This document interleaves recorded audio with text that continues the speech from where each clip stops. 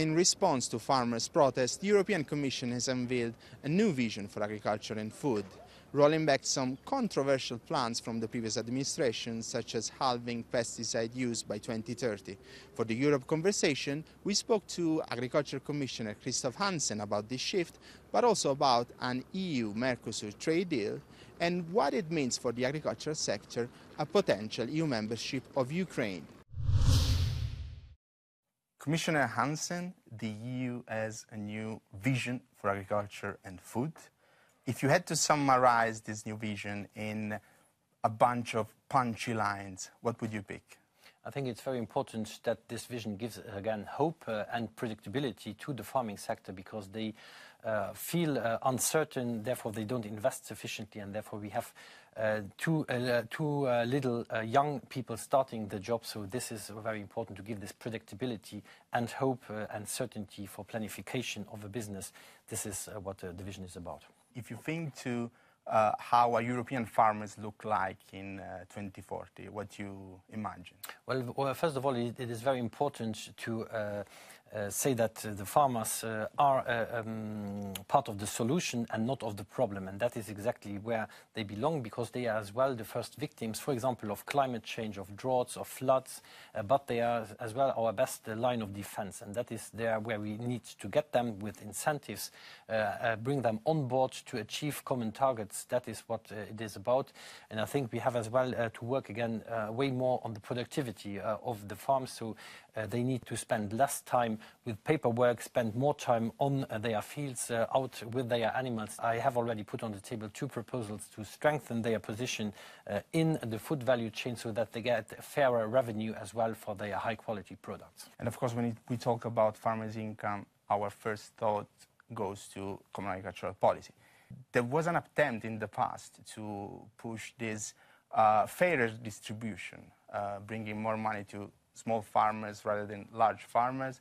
Why the EU action will work, according to you, this time in the future common agricultural? Well, I think we are in a very different situation here. We have now started a strategic dialogue that has delivered a report, and this strategic dialogue that has clearly stated that it wants the subsidies, the money, to go more targeted where it is most needed. Where is it most needed? I think it is most needed when it comes, for example, to young farmers, when it comes, for example, to smaller farms and family farms, because if you have a farm with 5 hectares, you will need more than you will need, for example, when you have 5,000 hectares, because you have an economy of scale therein as well. Still, we're talking about a big part of the EU budget going to farmers, and farmers on the street are still hungry. What's your take on this?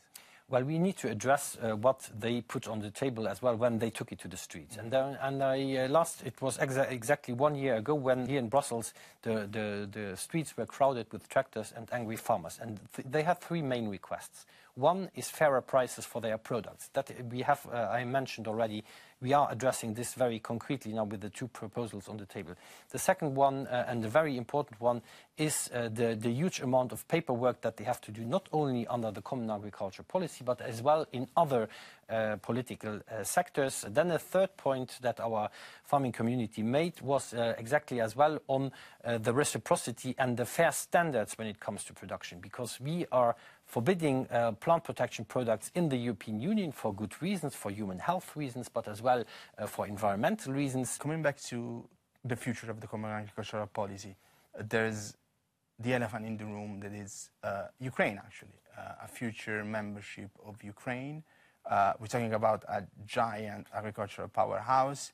Do you think that the discussion will already trying to address this aspect of the future membership of Ukraine?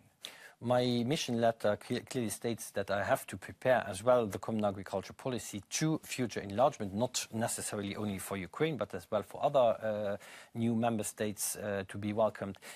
This I have to take it very seriously, of course, and you say rightly so. We have in the Ukraine farms that have 600,000 hectares. That is the equivalent of twice the production of Luxembourg, for example, the member state where I'm coming from. So this needs to be taken very seriously. But I think the important step now to take first is to go into a deep and comprehensive free trade agreement with Ukraine, which is on the table and which has to be concluded. First the FTA and then... Exactly, because this will be the first phase of alignments of production standards that is very important, and it is more stable than the current autonomous trade measures that we are living in that have disrupted and caused a lot of problems, especially... That raised some eyebrows in some countries like Poland and France. Exactly, and this needs to be addressed, and I'm very confident that we can achieve this first step of getting closer together before the enlargement. But of course this will be a challenge, but we have as well to see enlargement as a potential, not only as a challenge but as well as an opportunity, because we will become a global player even more in agriculture, and we have now to adapt standards of production of but also animals. from a geopolitical perspective. Exactly, because this could make us less dependent on imports from South America, from the US, for example, and this is something where it's very important to get. So you expect some challenges, but it's a good thing in the end. It's challenges and opportunities. It's like with a wedding, there are always challenges and you have to make concessions, but you get as well advantages, and that is a decision that we have to take jointly. And still on trade, Mercosur agreement remains unpopular among farmers. You actually have a positive view on the Mercosur. How you can convince farmers to be on board when it comes to this trade agreement? Well, first of all, you mentioned the US right now. We have offensive sectors when it comes to agriculture, and we have sensitive sectors. Offensive sectors are, for example, our wines, spirits, dairy products. We have many GIs, geographical indications, in the European Union: Parmigiano Reggiano, Roquefort, Comté. Those are really our export hammers, to say so. And currently, they are counterfeited in third countries. So you go to South America, you see the Parmigiano Reggiano, and you see the Queso Tipo Parmigiano. With such an agreement, we will protect our GIs, and the copy will not be there. Our product will become more affordable, and we will sell more. And this is the case for the US, but it is as well the case for the Mercosur countries. So if the United States would decide to target such products, well, we would have alternative ways to sell our products and give them more stability. And then, of course, we have sensitive sectors, and they are well known. It's poultry, it's sugar, it's also beef. And therefore, the mandate that is given to the Commission to negotiate such an agreement had as well foreseen to have safeguard clauses. And this time around, we have for the first time in such an agreement as well safeguard clauses in the so-called tariff rate quotas. So a compensation fund that has been mentioned. Do you think that this package, from what you're collecting on the ground, is changing a bit the perspective of farmers? Are you collecting some feedback of farmers that are changing their mind when it comes to Mercosur?